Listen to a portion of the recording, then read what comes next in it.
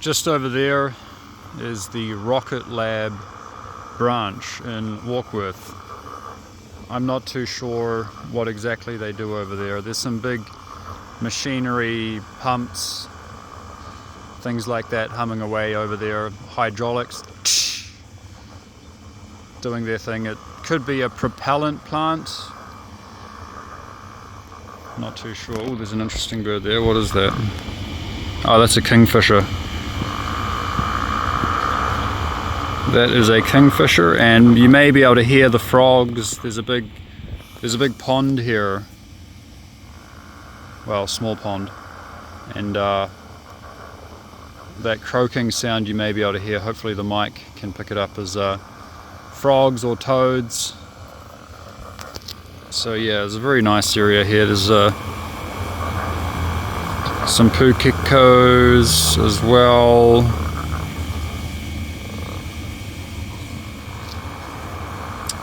Yeah, so it's always nice to start off with these type of things, you know, before I get into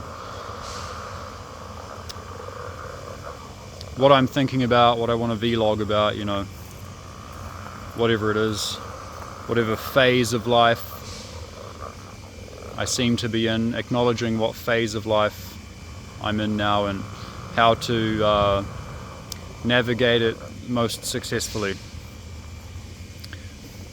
I suppose that's what people also would like to know, how to navigate their lives in a successful way.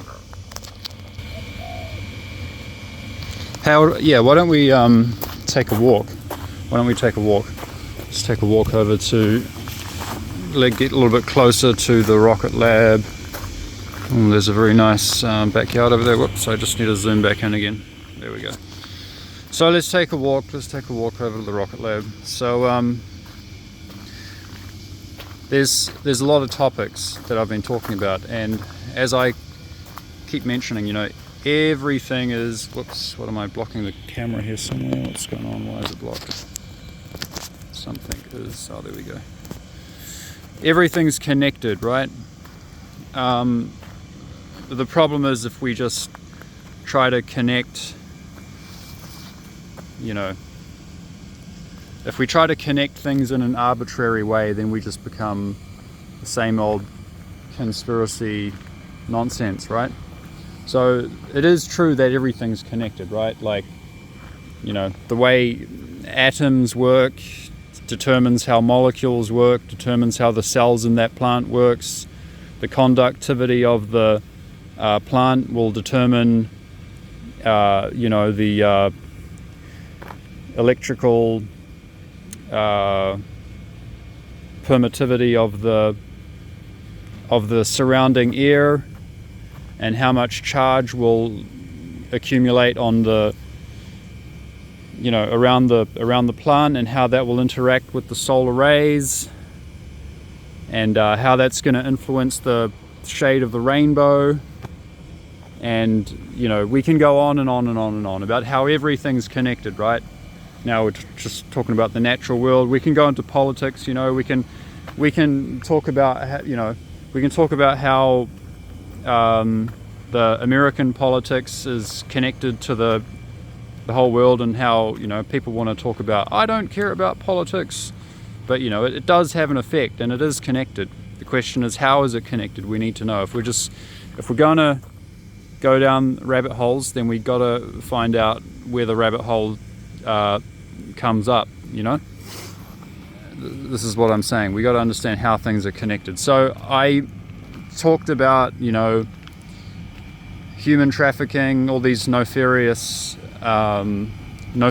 activities, okay, that go on, and how, and also, you know, the topic of the Second Amendment and guns, weapons, and when is it justified to carry a weapon, you know, this type of thing. I feel that it is justified for people who live in areas where they may be preyed upon by something as serious as human traffickers, organ harvesters, okay, people who live in this type of environment should absolutely have access to the best weaponry available for them to protect themselves. And on the topic of human trafficking, okay, I'm going to go back this way, and organ harvesting, and well, it all comes under human trafficking, right? First they got to kidnap you, then they can traffic you, and then they can turn you into a slave or harvest your organs or whatever. But first it starts with them kidnapping you, right? The question is, who's them, right? Who is them? Who are they? They are in the case of, let's say, in America, in Mexico, they're likely connected to the cartels, and well, actually I don't know too much but about who's who in terms of gangs and human traffickers and things like that. I'm still learning, there's more research to do, but essentially they are rogue organizations, whether they're criminal organizations or in some cases they're not exactly criminal. Well, they are criminal, but they pose as governments. For example, parts of the Chinese Communist Party, okay, they are connected to forced organ harvesting and unpaid labor and stuff like that goes on within China. And same as the North Korean regime and others as well. So everyone should have, whoever is at risk of being human trafficked, surely they should be allowed access to the weapons to protect themselves, right? The reality is that everyone down here on Earth, we're actually also at not a very big risk, but the people the big entities who are the benefactors of the aerospace technology, which is vastly superior, way superior flight characteristics to what Rocket Lab over there can make, or to what Elon Musk can make, or what NASA can make, or Roscosmos in Russia can make, or the Chinese space program. They're all just using rockets, okay? So since the 1950s, there's been massive developments in electromagnetic, dielectric, understanding the principle of dielectrics, electrostatic materials, and how it influences the surrounding medium, whether it's air or whether it's even the ether in space, you can say like that. But it doesn't matter whether it's air, which obviously the air, the particle, the ambient medium of the air, okay, it has a longer, let's say, half-life. But what I mean is the air is always going to be there. Whereas in space, if you go into the vacuum of space, there's almost no air. There's basically no gaseous medium. But what there is there's many subatomic particles popping in and out of existence. Because when you have a vacuum, actually there's never a complete vacuum. You've got still little particles popping in and out of existence. And those little particles popping in and out of existence, they have a mass, okay? It's a very, very, very small mass, but that still means something when you have the dielectric materials and the extreme high voltage on the outside hull of a craft set up in such a way that you can create a pressure gradient, okay? That's how these craft that get labeled UFOs do this within Earth's atmosphere. Obviously it's easier within the Earth's atmosphere. You can pick up a lot more acceleration a lot quicker with less voltage. Up there outside of the atmosphere, it's a different mode of operation that they use, but it's still electromagnetic propulsion. It's not anti-gravity per se, but it's electromagnetic and is also has a certain correspondence with time and space. So they absolutely do have the ability to not time travel exactly, but well, potentially, but more accurately, time dilation, because obviously electricity, it is the component of inertia and mass and weight that is influenced by the same dielectric field of gravity, which is the same dielectric field in electric current. So if you understand electrical engineering and how to create sophisticated enough circuitry and the right components, inductors, dielectrics, capacitors, semiconductors, coils, the right materials, everything, then you can absolutely create a inertia dampening effect, okay? Mass cancellation, so that if you have a big disc-shaped craft or a cigar-shaped craft or whatever, and it weighs thousands of tons, well, if you have enough voltage charge on there, and people are going to say, well, how do they store all that energy? The answer is that you don't need a big nuclear power plant on there. What they actually have is a big capacitor, okay? A capacitor, once it's charged up to extreme high voltage, that voltage is used in the outside hull of the craft, which is a dielectric material, which basically it stores the charge like a sponge, and the charge on the outside creates the effect on the outside, but it doesn't deplete the charge. It's the same as when you blow up a balloon. The balloon will bounce around, okay, and can even build up a static charge on the outside of the balloon. It'll stay stuck to the wall, indefinitely, given, depending on the environmental permittivity of the air and all that kind of thing.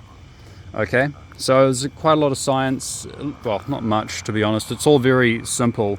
It's just that they overcomplicate these things so that we can't understand them, so that we don't understand that actually there's a whole nother secret space program going on out there, and the people who run that, they could honestly, the people with this technology, they could come down here and human traffic us and harvest our organs at any time. And they have, okay? They go and do this, and when there's natural disasters, war zones like in Ukraine, they from time to time, these black ops, absolutely, they swoop down there. They take a few people who have been displaced, who are at a disadvantage because they've been displaced from the war or from the natural disaster. No one's going to care. No one's going to come looking for them. So that's what they do, and they've been doing this for a long time. Okay, since the 50s, as I say. This is all just normal electrical engineering, as has been developed by all of the original electrical engineering scientists, including Nikola Tesla, Michael Faraday, J.J. Thomson, Thomas Townsend Brown, Niels Bohr, well, Danish guy. Well, he helped the atomic bomb, but he did a little bit of electrical engineering. Who else? C.P. Steinmetz, Charles Proteus Steinmetz. And there was a lot of old school electrical engineering books that were written from those days, which explain very clearly the relationship between mass, inertia, gravity, charge, electricity, dielectricity. It's all very clear, okay? And those books have almost all but forgotten. And now all of our electrical engineering, it's all based on particle physics, which it's all materialism, basically. They don't understand anything about energy fields and how to achieve faster than light travel, mass cancellation. There's nothing like that. This is all impossible according to our mainstream science, and this is what they need it to be. They need it to be impossible so that nobody really asks any questions, so that they can come down at any time and kidnap people, human traffic them, harvest their organs, turn them into slaves, whatever the fuck they want to do with us. Okay, so as I say, people who are at risk of being kidnapped and human trafficked, organ harvested, they should absolutely have it is absolutely justified that they have access to the best weaponry available to defend themselves. So it is absolutely justified that every one of us, me and you, that are at this level, who are at the mercy of these motherfuckers flying around in their TR-3Bs and their flux liners and all this crap, you know, doing intergalactic trade with other extraterrestrials and keeping us all in the dark down here. And I mean, you can argue there's probably, I mean, from their level, I mean, from their perspective, they would see it as like,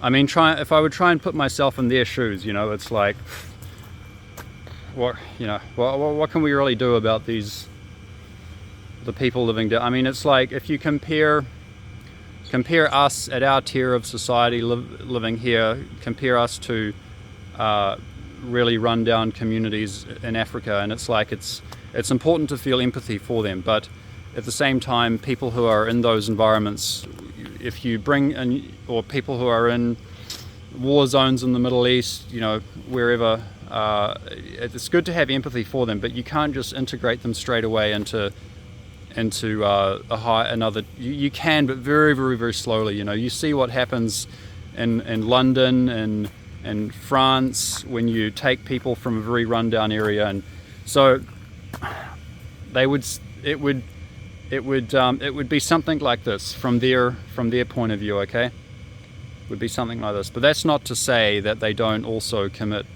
you know, human rights abuse and things just because they're in a position of power. This is going to happen. This is what happens when you have such a power, when there's no power balance, when you have one group of people that has a lot of power and another group of people that doesn't have a lot of power, and then there's some resource or something in between. Like, who's going to get it? Come on, is everyone at the same level? No, it's the people with more power, the people with the better weapons. Okay, so yeah, this is what it is, you know. So thank you if you watched this video through. This I'm still learning, just taking things step by step about how to express all of this